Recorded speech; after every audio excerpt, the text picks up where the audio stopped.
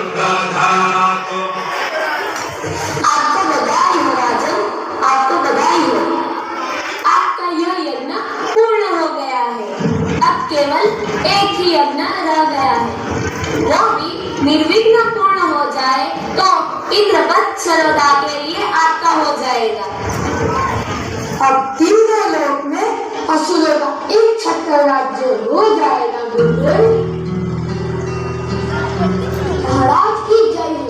द्वार पर एक याचक आया है, वो आपको मिलने के लिए याचना कर रहा है। रुकिए महाराज, यज्ञ आरंभ करने का मुहूर्त निकलता जा रहा है।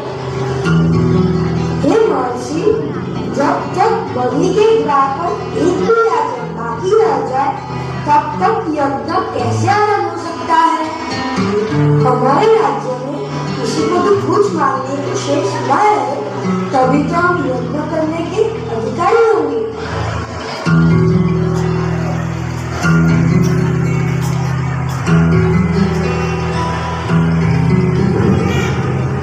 हे राजन, हम आपके द्वार पर एक याचना लेकर आए हैं। हे ब्रह्मचारी, आपकी जो इच्छा हो वो मांग लीजिए, मैं उसे अवश्य पूर्ण करूंगा। सोना, मणि, माणिक, गाय, हाथी, घोड़े, रत्न, आपकी जो इच्छा हो मांग लीजिए। हम वचन देते हैं आपकी हर इच्छा पूर्ण करेंगे। हे असुरराज, मैं जानता हूँ आप सारे जगत के स्वामी हो।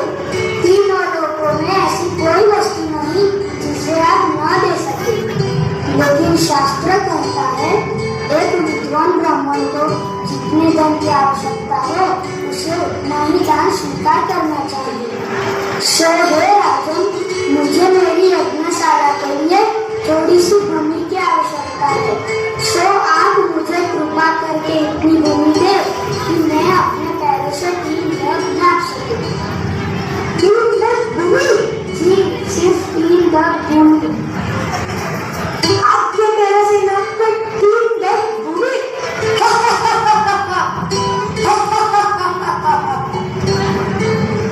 हम तीनों लोग के एकमात्र अधिपति हैं। हे ब्राह्मण, हमसे इतना मांगो कि जीवन में किसी और से मांगने की आवश्यकता न रहे। हे ब्राह्मण, हमारे सामर्थ्य के अनुसार मांगो, तुम्हारी सब कामनाएं पूर्ण हो जाएगी। हे राजन, जीवन में सबकी कामनाएं कैसे पूर्ण हो सकती है? राजन, मनुष्य जितना पाता है उतनी ही उसकी तृष्णा बढ़ती जाती है। आपके पास सारी धरती है, तो उससे क्या आपकी कामनाएं तृप्त हो गई?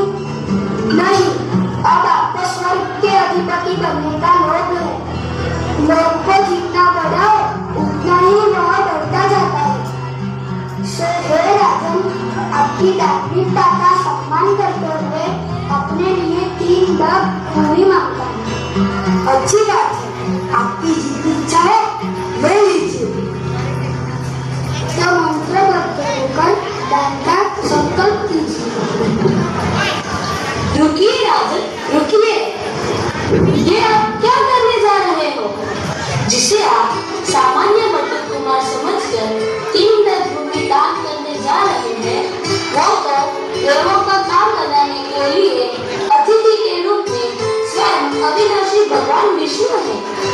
वो आपका पूरा ऐश्वर्य, राज्य वैभव प्राप्त करके इंद्र को दे देंगे। वो असुर जाति पर बहुत बड़ा अन्याय होगा। वैसे भी आपको अपनी संपत्ति में से 5वां भाग ही दान करने का अधिकार है। मनुष्य अपनी संपत्ति को 5 भागों में बांटता है। एक धर्म के लिए, दूसरा यश के लिए, तीसरा धन की अभिवृद्धि के लिए व्यापार में, चौथा भोग के लिए और 5वां स्वजनों की सहायता के लिए रखते। विद्वानों के सामने धन की प्रशंसा नहीं करते, जिसके पश्चात जीवन निर्वाह करने के लिए कुछ बचे ही नहीं। इसीलिए मैं कहता हूँ, ऐसी भूल ना करे असुरेश्वर, अन्यथा जिसको प्राप्त करने के लिए मैं आपसे 100 यज्ञ करवा रहा हूँ, वो सारा फल तो यह ब्राह्मण संग से ले जाएगा। मुझे एक उदार और करुणाशील मनुष्य किसी एक अपात्र याचक की कामना पूर्ण करके बिल्कुल करता है तो वो दूरदर्शी सौभाग्य बात है। सत्य है कि स्वयं अविनाशी भगवान विष्णु एक बटुक के रूप में मेरी अग्निशाला में पधारे हैं। वो मेरे लिए गर्व की बात है। भगवान विष्णु का आह्वान करने के लिए आप लोग यज्ञ तब आदि का अनुष्ठान करते हैं, तब वो कृपा करके दर्शन देते हैं। ऐसे साक्षात भगवान विष्णु द्वारा प्रार्थना करने पर मैं कैसे पीछे कर सकता हूँ? क्षमा कीजिए महर्षि, मैं बटुक ब्राह्मण को इच्छनीय भूमि अवश्य दान करूँगा, अन्यथा मेरे कारण पूर्वजों की कीर्ति धूमिल हो जाएगी। परंतु राजन, क्षमा कीजिए गुरुदेव, मैं प्रहलाद का पुत्र हूँ और दान देने की प्रतिज्ञा ले चुका हूँ और ब्रह्म के लोक में मैं इस ब्राह्मण को कैसे कहूँ कि मैं दान नहीं दूंगा? अरे मूर्ख, है तो तू अज्ञानी, परंतु स्वयं को बड़ा पंडित समझता है। तुमने मेरी बात का अपमान किया है, तुमने मेरी बात का उल्लंघन किया है, इसीलिए मैं तुझे शाप देता हूँ, शीघ्र ही अपनी लक्ष्मी खो देगा।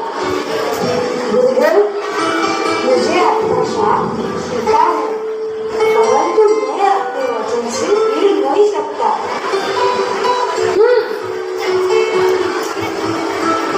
मैं महात्मा प्रहलाद का पुत्र और महाराज विरोचक का पुत्र बलि प्रतिज्ञाबद्ध होकर संकल्प करता हूँ कि बटुक ब्राह्मण को इच्छनीय 3 लख भूमि दान करता हूँ। ब्राह्मण देवता अपने पैरों से 3 लख धरती ग्रहण कीजिए।